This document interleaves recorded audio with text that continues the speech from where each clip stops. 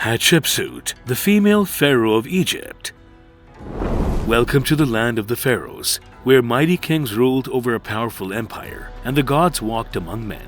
But today we're not here to talk about just any pharaoh. We are here to talk about a ruler who defied all expectations and made history in her own way. And how was she attacked after 20 years of her death? Let's take a journey back in time to the land of the pharaohs and discover the story of Hatshepsut, the female pharaoh of Egypt. Rise to power. Hatshepsut was the daughter of a pharaoh named Thutmose I. Hatshepsut's father was a warrior king who expanded Egyptian territory by launching successful campaigns into Syria and Nubia. Her rise to power was not a straightforward one. After the death of her father, the throne was passed to Hatshepsut's half-brother and husband Thutmose II. I know this sounds weird, but in ancient Egypt, it was not unusual for royalty to marry within their family. But when Thutmose II died, the throne was passed to Hatshepsut's stepson and nephew, Thutmose III, who was just a child and too young to rule. So Hatshepsut stepped in to help her stepson and became the regent. She served as the regent for 3 years, but then she ended up ruling beside Thutmose III as a fully fledged pharaoh, making history by becoming the first female pharaoh to rule Egypt in her own right. She claimed that she was of divine birth, the offspring of a union between her mother and the god Amun, and that Thutmose I had designated her as his successor before he passed away. To be a pharaoh in Egypt, you had to be a male, so you can imagine how difficult it would have been for Hatshepsut to legitimize herself as a pharaoh. When Hatshepsut took the throne, statues were created depicting her as a male king wearing a fake beard. Why did she have a fake beard? When Hatshepsut rose to power, she requested that all of her statues and artwork show her as a traditional pharaoh. She was portrayed as a traditional pharaoh, complete with male attire, bulky muscles, and even a fake beard because she didn't want to deviate from tradition. Pretty strange, huh? Her fake beard, like other pharaohs' real beards, symbolized their authority and their connection to gods. Hatshepsut believed it would strengthen her rule as pharaoh, but you must not confuse this with hiding her real gender. She was not disguised as a man. Everybody knew that she was a woman, and she was the widow of the previous king.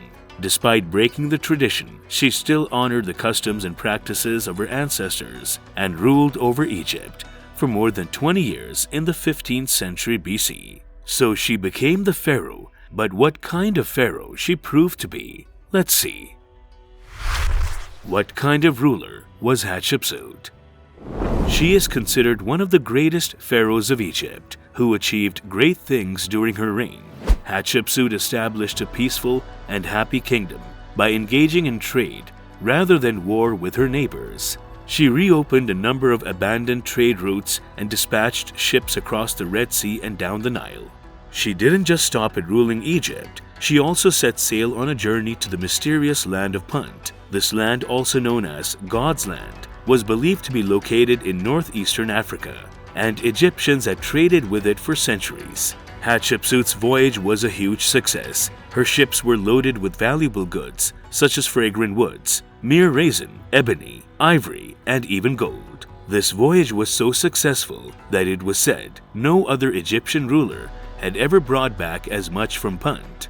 Hatshepsut was a pharaoh who not only ruled Egypt, but also expanded its influence beyond its borders. Hatshepsut also surpassed her predecessor pharaohs in building projects. She built several impressive buildings on various sites including Semna, Qasr Ibrim, and Faras and Buhen. She erected a pair of obelisks that is a tall, four-sided, narrow tapering monument which ends in a pyramid-like shape at the Temple of Karnak. The obelisks stood at an incredible 97 feet tall, making them the tallest in the world at that time.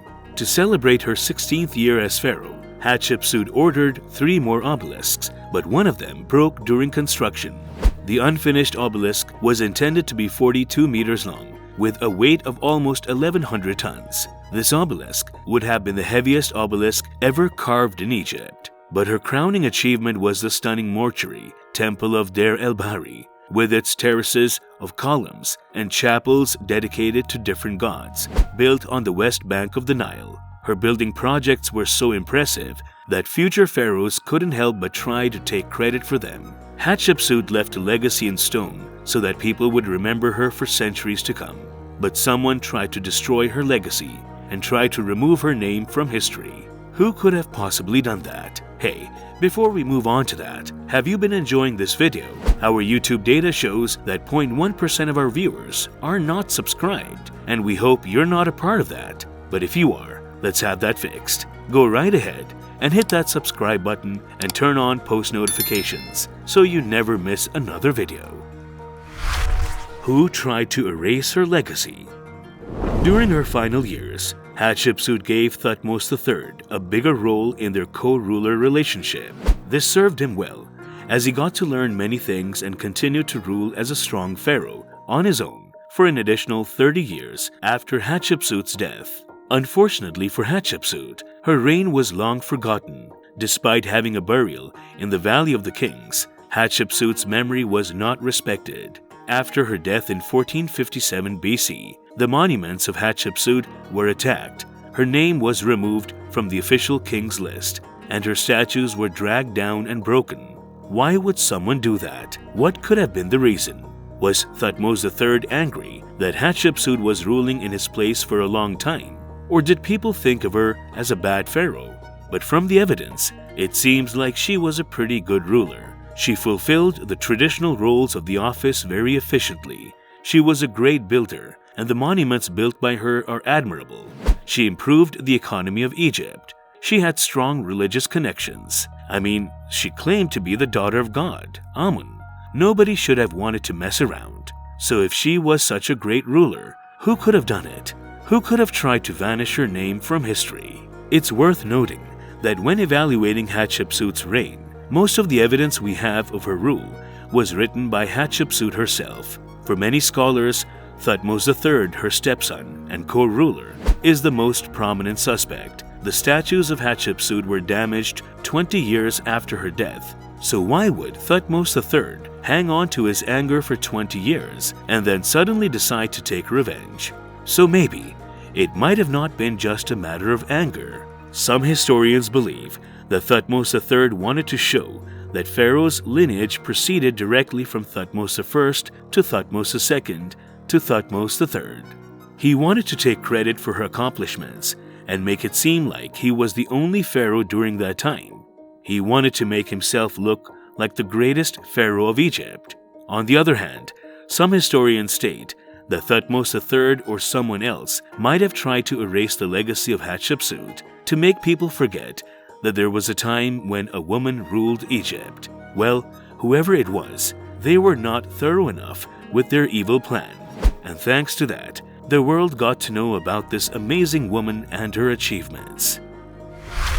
Hatshepsuts Mummy. The history of Hatshepsut was under the radar for a long time, and no one knew she even existed until around 1822, when the Deir el-Bahri hieroglyphs were finally deciphered. In 2007, archaeologists found Hatshepsut's mummy in the Valley of the Kings. A single tooth was also found in a box that had Hatshepsut's name on it, and it precisely matched a tooth socket in the mummy's jaw, which confirmed that the mummy was indeed Hatshepsut. They also discovered that she was about 50 years old when she died, had diabetes, and was balding. She was also wearing black and red nail polish, which suggests that she might have liked fashion. The discovery of Hatshepsut's mummy has helped to shed light on one of ancient Egypt's most enigmatic rulers and has given us a glimpse into the life and death of this powerful female pharaoh. Hatshepsut's mummy is now on display at the Egyptian Museum in Cairo, where visitors can see the mummy and learn more about the life and times of this fascinating historical figure. Even after the attempt to erase her from the history and destruction of her statues and images, history still remembers the successful Egyptian queen who became king. If you enjoyed this video, then check out this video right here.